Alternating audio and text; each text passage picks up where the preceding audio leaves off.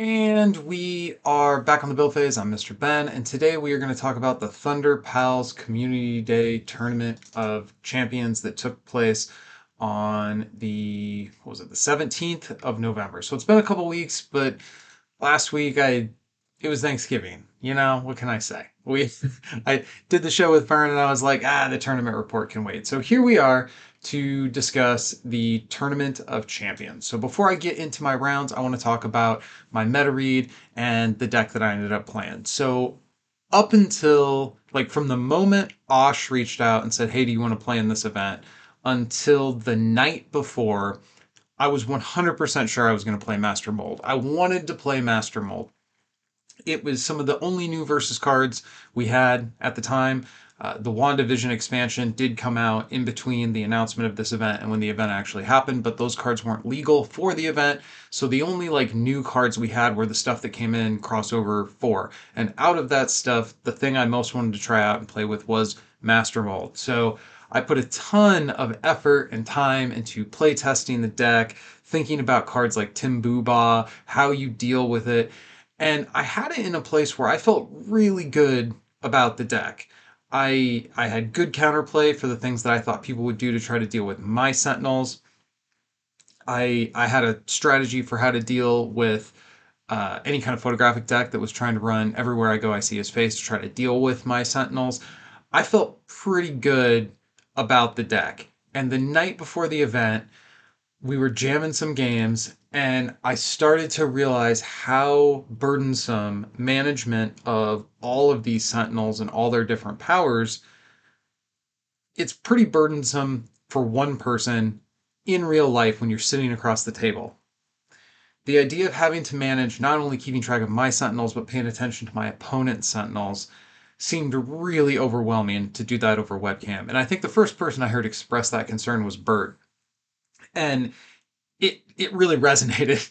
I was sitting at the table testing with Joe, and I'm like, man, I'm gonna need 2 sheets of paper. There's just so much going on. This sounds like it's gonna make my day really hard. And as much as I want to play this deck, as cool as I think Master Mold is, and as powerful as I think it is, I spending all this time on a webcam 1 day tournament, I want to play something that's a little more streamlined, a little more straightforward. So I thought, what is the the best counter? I thought everybody was going to be on Sentinels. I was assuming that people were going to come in with Master Mold. He was the new hotness. He's also good. He's really fun to play. I was totally convinced the field was going to be basically a wall of Sentinels with some symbiotes around the edges. And so I came into the thinking about the deck like, okay, well, if it's going to be a bunch of Sentinels, I don't want to have to manage 2 players' Sentinels all day. So I'll only manage thinking about the opponent's Sentinels, and I'm going to play something else that's going to prey on Sentinels. So I think the best card in the format for dealing with Sentinels is Everywhere I Go I See His Face. So that immediately put me on Photographic Universe. And I had a theory that the Lone Gunman package is probably bad without Langley, but in a specific main character shell, I think it still can do some good things. And the main character I was thinking about was Valkyrie. So what I wanted to do, I built my deck around the concept of, first of all, I'm not going to lose to Sentinels because I've got Everywhere I Go. I've got some of their tricks in there. Even if they're on Master Mold and they are able to level and get that giant defense, I had some things thrown into my deck to mitigate the overall power level. But generally speaking, I wanted to come out and win pretty quickly. Now, that's not always going to be the case, especially when you're on a character like Photo Valkyrie. To remind the listener, Photo Valkyrie at level 2 has a power where you pay a red, and if her attack is double the defense of the character she stuns, it removes that character from the game. And that includes main characters. So I'm like, all I have to do is get one hit.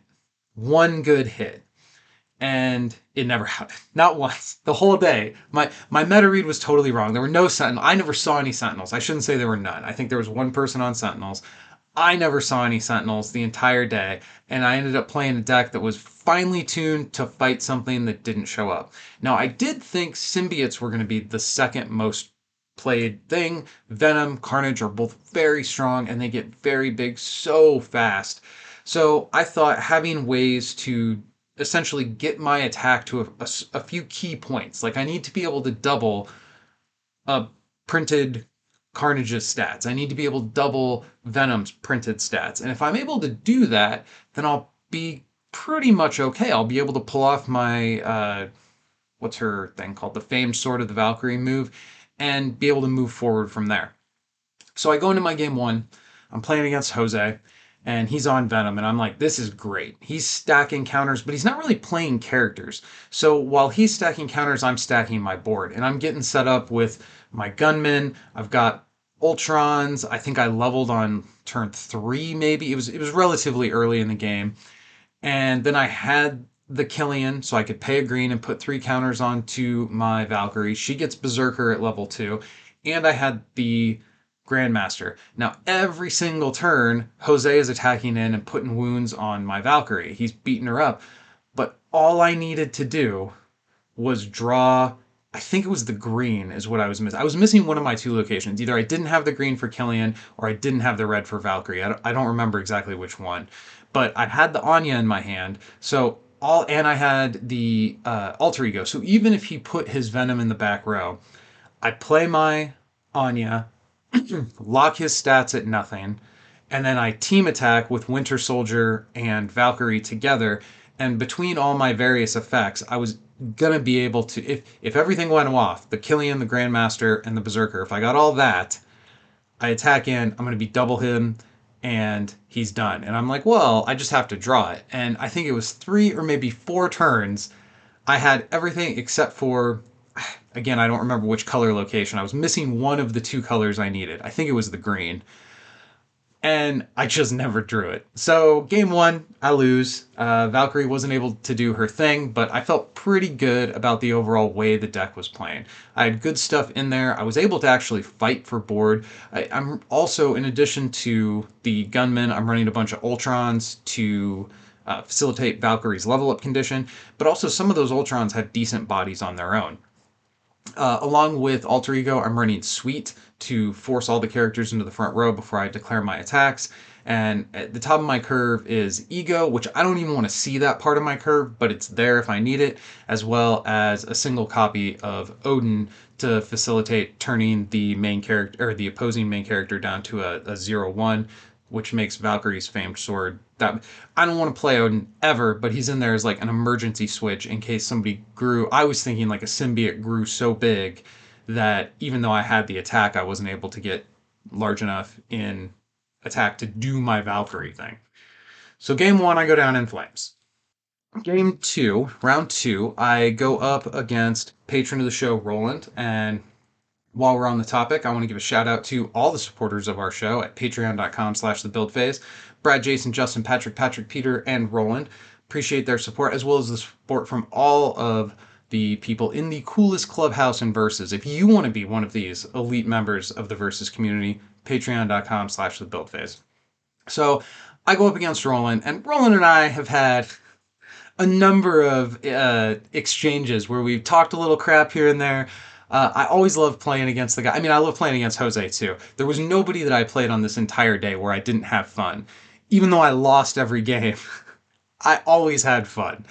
Oh, I guess I should mention part of what was going on at this time is the cable internet at my house was going in and out randomly.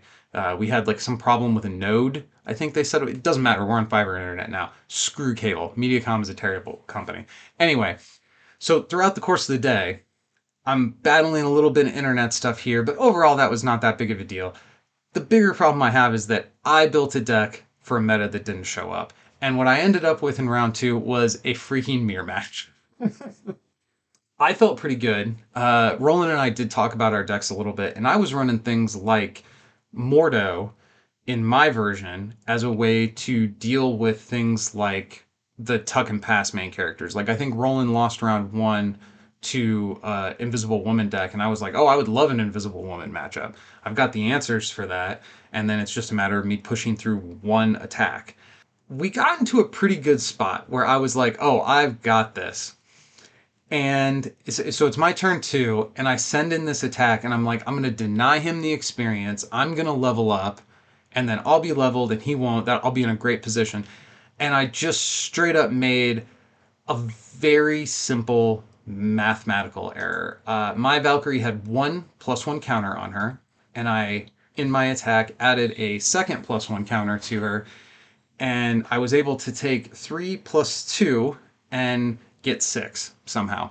So attack into Roland's Valkyrie with my Valkyrie, and we both stun each other. Now my Valkyrie's face down.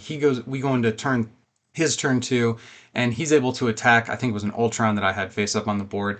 He gets his level up. I don't get my level up, and on turn three it was over. He came in with the famed Sword of Valkyrie and eliminated me. Round three of this event, I got a bye. So I guess I said I lost every round, and that's not correct. I actually won round three by virtue of not playing my Valkyrie deck. So skipping over that round, I did try to stream, I think it was Vern versus Osh, but that happened to be a point during the day where my internet just kept dumping out and I was dropping like 87% of frames on the stream, so I eventually had to abandon it, which was a little bit frustrating. So going into the last round, I'm just playing for pride here. Like, okay, I got to collect an actual real win in this event. Obviously, I'm not going to make any kind of a top cut at this point, given my overall performance on the day. And I ended up going up against PJ, and it was a pretty fun game. We both had moments where it looked like I was going to be pretty in control, but ultimately he ended up snowballing out of the way. He used everywhere I go, I see his face. Funny side note, he kept saying, "Oh, I'm gonna faces your Ultron. I'm gonna faces your Grandmaster," and I'm like, "Faces of Doom, dude. That's old versus. What are you talking about, faces?" Well, everywhere I go, I see his face is the card he was referring to. But every time I hear somebody say faces, I have a flashback to the Doom clone decks from Crisis Doom. Oh man, trauma response to that deck for all time. So we go into this last game. I get him up to 4 wounds, but he gets me up to 5 wounds, and we end up hitting time.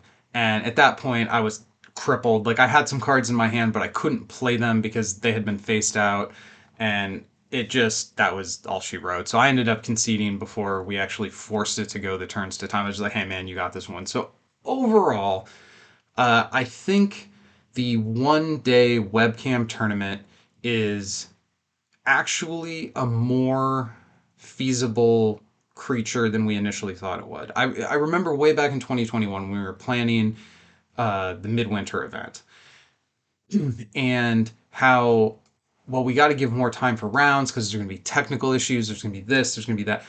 And I think we ended up, I don't remember what Carlos's call was, but I think it was like 40 minutes around, and it just lasted all day. By the time Top Cut happened, you're staring at your screen all day. It felt a little rough. Now this community day was much less rounds than a midwinter day, of course, but also it was 35-minute rounds, and time was kept pretty well. Rounds were churning over quickly, and I think that's a real credit to how it was run. So shout out to Osh for running a great event. I had a lot of fun with it, even though my deck was a complete disaster, largely on the back of getting the meta read exactly wrong. And this is a thing.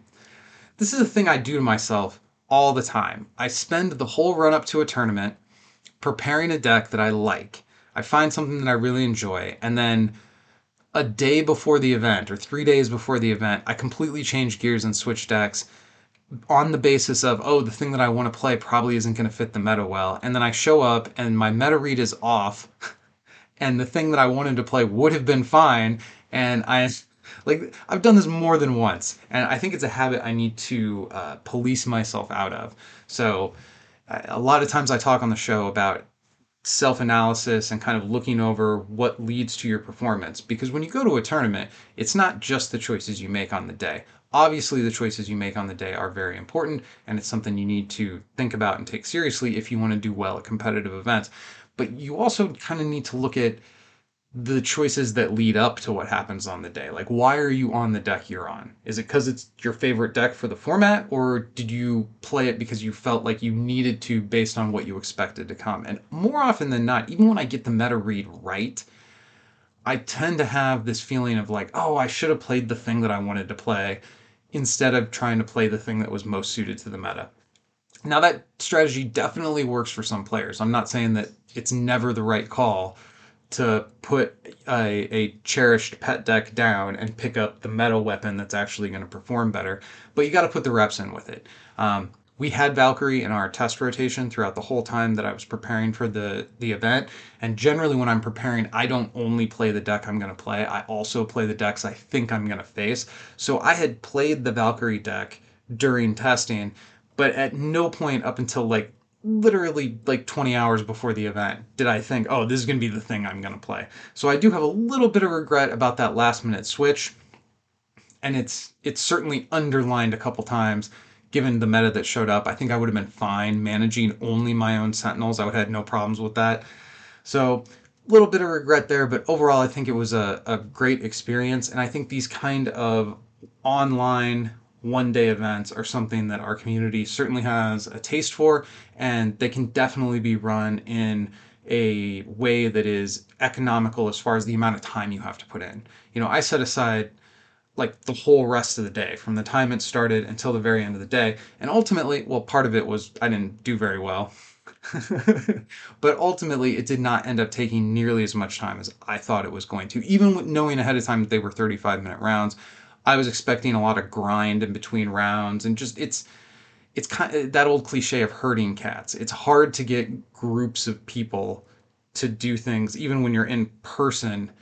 Sometimes events can have some grind in between rounds, and when you're all dealing with technology and the sort of like gremlins and bugs that can inject into the system, it just makes everything that much more time consuming. And really, none of that was the case. This whole event went super smooth. I had as good a time as a person can have, getting my teeth kicked in all day. So shout out to Osh again. I was really happy to participate in the Tournament of Champions. I guess the Thunderpals Tournament of Champions, and that was my experience. So till next time, go win some games.